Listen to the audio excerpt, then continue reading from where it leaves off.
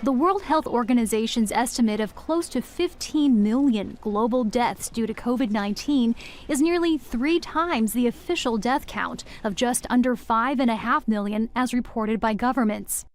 The WHO says it used statistical modeling to arrive at the expanded number, which includes deaths directly from COVID and from other medical conditions that went untreated due to the pandemic's strain on health systems. This is extremely important information for anyone to have, especially policymakers and the public. We need to know the true toll of the pandemic. We have to remember that behind these numbers are people.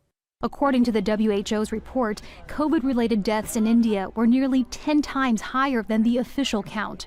Indian health officials pushed back against the report Thursday, attacking the WHO's use of statistical modeling.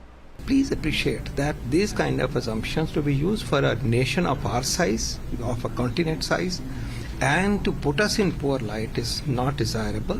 Other countries with large discrepancies include Pakistan, where, according to the WHO, excess deaths were 8 times higher than the official COVID death count. In Egypt, it was 12 times higher. And in Mexico, it was double. I think the experts all along were very aware of the, let's say, shortcomings or tools that were not available right from the beginning. So the amount of testing, et cetera, would mean that there were many deaths that went unaccounted for. The WHO says most of the excess deaths were concentrated in Southeast Asia, Europe, and the Americas, and were in middle-income countries.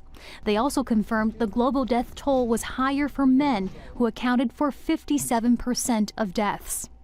The WHO is the first to caution that its report on global COVID-related deaths is an estimate and thus imperfect.